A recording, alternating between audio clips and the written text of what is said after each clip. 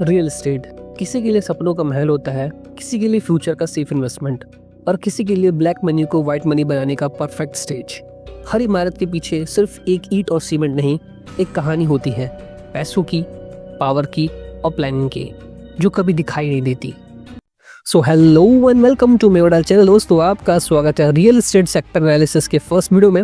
हाँ दोस्तों, आज हम लोग शुरू करने वाले हैं रियल एस्टेट सेक्टर के एनालिसिस। पूरा फुल हम बेसिक्स टू एडवांस समझेंगे सीरीज के अंदर।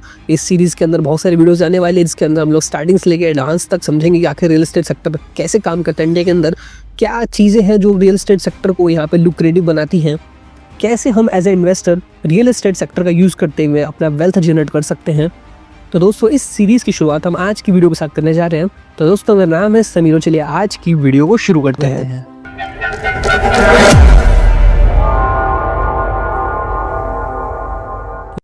तो दोस्तों, जैसे वीडियो स्टार्टिंग मैंने आपको बताया कि रियल एस्टेट एक डिफरेंट पर्सपेक्टिव के पर्सन के लिए डिफरेंट हो सकता है। हालांकि हम लोग इस सीरीज़ के अंदर रियल एस्टेट को एज ए इन्वेस्टमेंट टूल समझने की कोशिश करेंगे, यानी कि हम लोग एज ए इन्वेस्टर के पॉइंट ऑफ व्यू से रियल एस्टेट सेक्टर को हम देखेंगे, उसको समझेंगे, उसको एनालाइज करेंगे, कैसे आप इससे वेल्थ जनरेट कर सकते हैं।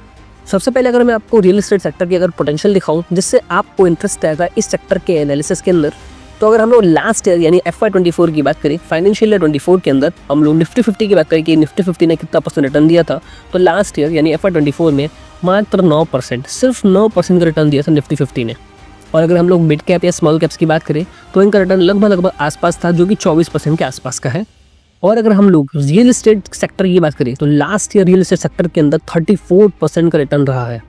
हालांकि इससे भी ज़्यादा रिटर्न हमारे हेल्थ केयर सेक्टर के अंदर भी रहा है, जिसकी हम लोग एनालिसिस एक अनदर सीरीज़ के अंदर करेंगे। अभी हमारे फोकस है रियल एस्टेट के ऊपर, जिसने लास्ट ईयर 34% रिटर्न दिया है। यानी कि अगर आप इन्वेस्टर हैं तो आप इस सेक्टर को इग्नोर नहीं कर सकते हैं।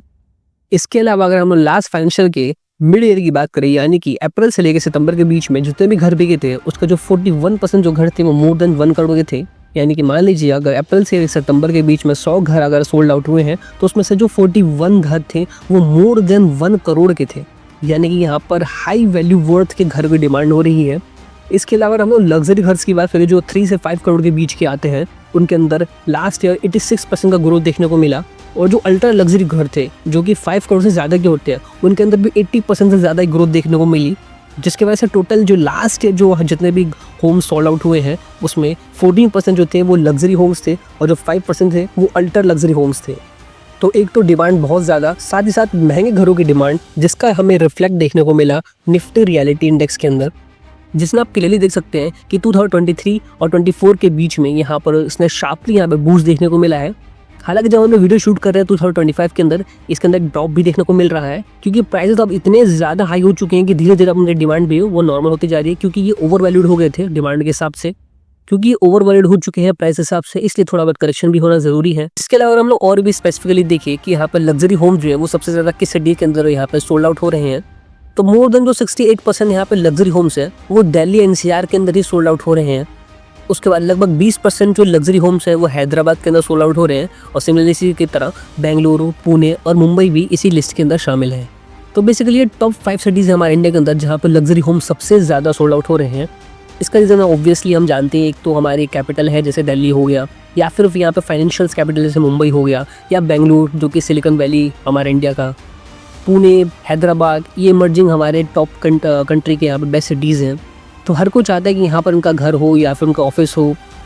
इसके अलावा क्रेडिया यानी confederation of real estate developers association of India, ये प्राइवेट रियल एस्टेट डेवलपर्स जितने भी कंपनीज हैं इंडिया के अंदर, उनका एक ग्रुप है, जिस ग्रुप का ऑब्जेक्टिव ये है कि इंडिया के अंदर वो रियल एस्टेट सेक्टर को प्रमोट करे, बूस्ट करे, यानी ग्रोथ के ऊपर ये लोग फोकस करते हैं। साथ ही साथ ये गवर्नमेंट के साथ मिलकर के पॉलिसीज़ भी फॉर्म करने में हेल्प करते हैं। और अगर गवर्नमेंट कोई पॉलिसी ऐसा बना दे जो शायद इनके फेवर में ना हो, जिससे इन्हें लॉस हो सकता है इन रियल एस्टेट कंपनीज़ को, तो ये एज ए म्यूचुअली पूरा ग्रुप ये लोग साथ में इस चीज़ के अगेंस्ट में खड़े होते हैं, जिसलिए उन्होंने ग्रुप बना रखा क्रेडिया। सो रिसेंटली इस एसोसिएशन ने यानी इस क्रेडिया ने एक रिपोर्ट इशू करा, जिसके अंदर उन्होंने बताया कि 2036 तक जो इंडिया के अंदर जो हाउस की डिमांड होगी 2036 तक वो लगभग 93 मिलियन यानी कि 9.3 करोड़ यूनिट्स होगी, जो कि शोकस करता है कि यहाँ पर एक रोबस्ट डिमांड होने वाली है जो इस सेक्टर को काफ़ी और ऊंचाई तक पहुँचा सकती है। यानी कि इस सेक्टर के अंदर ऐसा नहीं है कि लास्ट ईयर सब कुछ जरूरत हो चुकी है, पोटेंशियल खत्म हो चुका है, जबकि ये पोटेंशियल की शायद अभी शुरुआत भी हो सकती है। तो दोस्तों अब तक समझ चुके हैं कि इंडियन रियल एस्टेट सेक्टर के अंदर पोटेंशियल बहुत ही ज़्यादा है, पर इसके पीछे का रीज़न क्या है, क्या वो रीज़न था जिसकी वजह से लास्ट ईयर इतना ज़्यादा हमें हाई ग्रोथ देखने को मिला इंडियन रियल एस्टेट सेक्टर के अंदर। दोस्तों उसके पीछे के कुछ सेवरल रीजंस है, जिसमें हम सबसे पहले रीजन समझते हैं कि वो है इनकम डिस्ट्रीब्यूशन लेवल। यानी कि इंडिया के अंदर जितने भी लोग रह रहे हैं उनके धीरे धीरे इनकम लेवल जो वो पहले से इम्प्रूव होता जा रहा है। जो लोग पहले लोअर इनकम ग्रुप के अंदर आते थे वो धीरे धीरे मिडिल के अंदर शिफ्ट होते जा रहे हैं। जो मिडिल में ही लोअर हुआ करते थे वो मिडिल में अपर की तरफ जा रहे हैं, यानी धीरे धीरे लेवल इनकम का बढ़ता जा रहा है। और जो यहाँ पे मिडिल के अंदर जो अपर कैटेगरी में थे वो हायर की तरफ बढ़ते जा रहे हैं। यानी कि ओवरऑल लोगों की धीरे धीरे इनकम बढ़ रही है, और यही जिनकी इनकम बढ़ रही है उनके खर्चे भी बढ़ रहे हैं, यानी उनकी डिमांड भी बढ़ रही है। तो यही लोग घरों की डिमांड कर रहे हैं। तो ये था डिमांड साइड कि कितना तेज़ी से हमारा डिमांड धीरे धीरे बढ़ रहा है।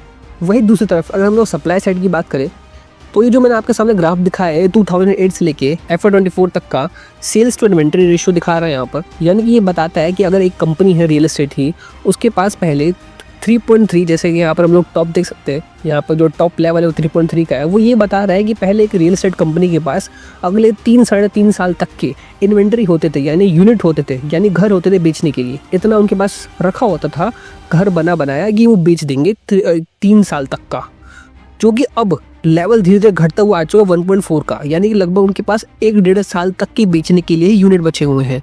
यानी सप्लाई बहुत ही ज़्यादा तेज़ी से कम होती जा रही है, और दूसरी तरफ डिमांड इतनी ज़्यादा तेज़ी से बढ़ती जा रही है। इसके अलावा और भी बहुत सारी रीज़न है, जैसे अर्बनाइजेशन हो गया। धीरे धीरे हम लोग देख रहे हैं कि जो विलेजेस है वो कम होते जा रहे हैं, वो धीरे धीरे शहर का रूप लेते जा रहे हैं। अर्बनाइजेशन होते रहे हैं, यानी सिटीज़ को डेवलप किया जा रहा है, जिसके लिए वहाँ पे इंफ्रास्ट्रक्चर, वहाँ पे होम्स, होटल्स, इस सारी चीज़ों की डिमांड बढ़ती जा रही है, जिसकी वजह से ओवरऑल जो है इस रियल एस्टेट सेक्टर के अंदर हमें टेलमेंट देखने को मिल रहा है। गवर्नमेंट जो है वो और ज़्यादा प्रमोट कर रही है। तो बेसिकली ये वो रीजन है जिसकी वजह से रियल एस्टेट सेक्टर के पीछे का इतना बड़ा ग्रोथ का कारण था। तो दोस्तों अब तक आपको समझ में आ चुका होगा कि इंडिया का रियल एस्टेट सेक्टर काफ़ी पोटेंशियल रखता है। पर दोस्तों क्या अभी भी पोटेंशियल बचा हुआ है? यानी कि हमने सब कुछ बात करा लास्ट ईयर की, कितना ज़्यादा ग्रोथ देखने को मिला, कितना ज़्यादा हाई रिटर्न देखने को मिला। क्या अभी भी मार्केट के अंदर भी पोटेंशियल है कि वहाँ पर ग्रोथ दे सकता है? तो दोस्तों ये इसका आंसर है बिल्कुल यस। अभी भी मार्केट के अंदर बहुत ज़्यादा पोटेंशियल है। जैसे आपको मैंने बताया कि जो हमारा क्रेडिया का रिपोर्ट था वो बताता है कि 2036 तक जो हाउसेस की डिमांड जो है वो लगभग 9.3 करोड़ पहुंच जाएगी, जो कि शोकेस करता है कि अभी भी रोबस्ट डिमांड होने वाली है इस इंडस्ट्री के अंदर। यानी कि अभी बहुत सारी अपॉर्चुनिटीज़ है, और ये मैंने आपको बताया सिर्फ हाउस के लिए, यानी जो रेजिडेंशियल होम्स है उनके लिए डिमांड इतनी है। पर इसके अलावा और भी बहुत सारी अपॉर्चुनिटीज़ है जो इस इंडस्ट्री को लुक्रेटिव बनाता है, इस इंडस्ट्री को फ्यूचर प्रूफ बनाता है। जैसे कि हम इस चार्ट के अंदर देख सकते हैं, ये वो सारे टेलविंड्स है, ये वो सारी अपॉर्चुनिटीज़ है जिसकी वजह से रियल एस्टेट सेक्टर के अंदर अभी भी बहुत ज़्यादा पोटेंशियल बाकी है। जैसे अफोर्डेबल हाउसिंग की डिमांड 2030 तक लगभग 25 मिलियन से ज़्यादा न्यू हाउसेस की डिमांडेड है। या डिमांड ही नहीं, साथ साथ यहाँ नीड भी है, यानी लोगों को घर की ज़रूरत है, जो कि 25 मिलियन से ज़्यादा की यहाँ पे डिमांड है, जिसके लिए गवर्नमेंट बहुत सारे स्कीम्स रिड्यूस कर चुकी है। जैसे प्रधानमंत्री आवास योजना, जिसके अंदर जो गवर्नमेंट है उसका फोकस है गरीब या लोअर इनकम जो लोग हैं, जो मिडिल क्लास लोग हैं, उनको सस्ती और अच्छी हाउसिंग देने के लिए ये स्कीम लाई गई है, जिसमें सरकार जो है वो घर खरीदने के लिए लोन या सब्सिडीज़ प्रोवाइड करा रही है, जिससे यहाँ पर डिमांड जो है वो और ज़्यादा तेज़ी से इंक्रीज़ हो रहा है। इसके अलावा ग्रोथ जितने भी हमें सिटीज़ में देखने को मिल रही है, न्यू ट्रांसपोर्टेशन बनाए जा रहे हैं, स्मार्ट सिटीज़ के प्रोजेक्ट्स बनाए जा रहे हैं, न्यू हाईवेज, मेट्रोज़। जब ये सारी चीज़ें हमारे घर के आसपास कनेक्टिविटी लाती हैं, उस आसपास से घर की जो डिमांड है वो और ज़्यादा इंक्रीज़ हो जाती है, उसकी वैल्यू और ज़्यादा इंक्रीज़ हो जाती है। साथ ही साथ जो बहुत सारे लोग इन्वेस्टमेंट्स के लिए स्टॉक मार्केट, FDs या ब्लॉकचेन ऐसे डिफरेंट इंस्ट्रूमेंट को यूज़ करते हैं, उनका ध्यान भी अब रियल एस्टेट की तरफ खिंचता चला जा रहा है, क्योंकि एक बहुत ही पुराना इन्वेस्टमेंट का ये एक हमारा टूल है रियल एस्टेट। साथ ही साथ जितनी भी बड़ी हमारी IT कंपनीज हो गई, ई-कॉमर्स हो गए, जितने भी हमारे AI या क्लाउड कंप्यूटिंग यहाँ जो कंपनीज़ हैं, इन सभी कंपनीज़ को चाहिए होता है डेटा सेंटर, यानी कि एक ऐसी जगह जहाँ पर ये अपने सर्वर्स को यहाँ पर स्टॉल कर सके, जहाँ पर डेटा इनका स्टॉल होता रहे, जिससे इनका जो स्मूथनेस है नेटवर्क के अंदर वो कंटिन्यूसली बना रहे। इसके लिए भी इनको डिमांड होती है ऑफिस की, जिसकी हम बात करते हैं कमर्शियल प्रॉपर्टीज़ की। साथ ही साथ REITs यानी रियल एस्टेट इन्वेस्टमेंट ट्रस्ट या इन INVITs, ये डिफरेंट म्यूचुअल फंड्स के मेथड है, जिसकी वजह से लोग इजीली इस सेक्टर के अंदर इन्वेस्टमेंट कर पा रहे हैं बहुत ही कम इन्वेस्टमेंट अमाउंट में। तो ये सारे वो टेलविंड्स है जिसकी वजह से रियल एस्टेट सेक्टर के अंदर अभी भी बहुत ज़्यादा पोटेंशियल बाकी है। यानी कि आपको मैंने जो भी डेटा दिखाया लास्ट ईयर का, उसको देखने के बाद आप ऐसा ना सोचिए कि इस सेक्टर के अंदर अब मैच्योरिटी आ चुकी है। हालांकि ये जो सेक्टर है वो काफ़ी ज़्यादा ओवर वैल्यूड हो चुका है, जिसकी वजह से हम लोग 2025 के स्टार्टिंग से अभी तो हमें करेक्शन देखने को मिल रहा है। हम इंडेक्स में देख सकते हैं कैसे मार्केट जो वो धीरे धीरे अब डाउन की तरफ आ रहा है, पर अभी भी इस सेक्टर के अंदर काफ़ी इन्वेस्टमेंट है। एक राइट टाइम और एक राइट अपॉर्चुनिटी जो है वो इस इन्वेस्टमेंट के अंदर वैसे जनरेट कर सकती है। बेसिकली हम लोग रियल सेक्टर को ब्रॉडली 2 सेक्टर्स के अंदर डिवाइड कर सकते हैं। एक होता है रेजिडेंशियल और दूसरा होता है कमर्शियल। रेजिडेंशियल मतलब सिंपल है, जैसे आपको नाम से समझ में आ रहा है कि ये जो इन्वेस्टमेंट है ये आप रहने के लिए कर रहे हैं। जबकि दूसरा जो कमर्शियल है, यानी कि यहाँ पर आप ऑफिस या मॉल्स या शॉप्स या हॉस्टल या हॉस्पिटल या कोई भी industrial logistic supply chain warehouse, या अगर ये सब चीज़ आप बनाना चाहते हैं तो कमर्शियल के अंदर चले जाता है, यानी कि यहाँ पर आपका बिजनेस पर्सपेक्टिव आ जाता है। तो इसके अंदर भी बहुत सारे यहाँ पे अब डिबेटेबल टॉपिक्स आ जाते हैं, जैसे कि आपको घर खरीदना चाहिए, क्या रेंट पे रहना चाहिए, कमर्शियल प्रॉपर्टीज इन्वेस्टमेंट करना चाहिए, क्या रेजिडेंशियल में करना चाहिए, क्या वो डिफरेंट इंस्ट्रूमेंट्स हैं। अगर आपको ब्रॉडली मैं इन्वेस्टमेंट्स के टूल्स दिखाऊँ जिससे आप रियल एस्टेट सेक्टर के इन्वेस्टमेंट कर सकते हैं, तो ये सारे वो टूल्स हैं जिसके थ्रू आप रियल एस्टेट सेक्टर के अंदर इन्वेस्टमेंट कर सकते हैं। आप डायरेक्ट प्रॉपर्टीज़ परचेज कर सकते हैं, या फिर आप रेजिडेंशियल होम खरीद सकते हैं बाय एंड सेलिंग के पर्सपेक्टिव से। आप REITs के अंदर यानी रियल एस्टेट इन्वेस्टमेंट ट्रस्ट के अंदर इन्वेस्टमेंट कर सकते हैं। आप InvITs के अंदर यानी ENVITs के अंदर इन्वेस्टमेंट कर सकते हैं, जो कि इंफ्रास्ट्रक्चर के अंदर फोकस करता है। ये भी एक तरह का म्यूचुअल फंड ही होता है। आप लैंड परचेज कर सकते हैं, या फिर आप फ्रैक्शनल ओनरशिप खरीद सकते हैं घर का। तो ये डिफरेंट यहाँ पे मेथड्स है जिसकी मदद से आप रियल एस्टेट सेक्टर के इन्वेस्टमेंट कर सकते हैं। तो बेसिकली इस वीडियो का मेरा ऑब्जेक्टिव ये था कि आपको मैं रियल एस्टेट सेक्टर के पोटेंशियल को दिखा पाऊँ कि क्या है और ये किस तरह से काम करता है, इसकी लास्ट परफॉर्मेंस किस तरह की रही है, इसके अंदर क्या फ्यूचर में पोटेंशियल बाकी है। तो हमने इन सब चीज़ों को समझा। अभी तक ये वीडियो जो है वो सिर्फ और सिर्फ बेसिक रही है, यानी हमने रियल एस्टेट सेक्टर की अभी ABC ही समझी है। इस सीरीज़ को हम लोग कंटिन्यू करेंगे और नेक्स्ट सीरीज़ के अंदर हम लोग समझेंगे और डिटेल में कि आखिर रियल एस्टेट सेक्टर किस तरीके से एक्चुअली काम करता है। डिफरेंट जो मैंने आप वेज है यहाँ पर इन्वेस्टमेंट करने का रियल एस्टेट सेक्टर के अंदर, उन सभी में से कौन सा वाला बेहतर तरीका है, किसके अंदर कम इन्वेस्टमेंट लगती है, किस में ज़्यादा लगती है, कहाँ पर रिटर्न ज़्यादा बन सकता है, कहाँ पे कम बन सकता है, कहाँ पर रिस्क ज़्यादा है, कहाँ पर रिस्क कम है, इन सभी चीज़ों को हम डिटेल में समझेंगे इस सीरीज़ के अंदर। दोस्तों ये सीरीज़ का भी हमारा फर्स्ट एपिसोड है। इस वीडियो के साथ कनेक्टेड रहें, स्टे ट्यून्ड। दोस्तों मिलते हैं एक नई वीडियो के साथ।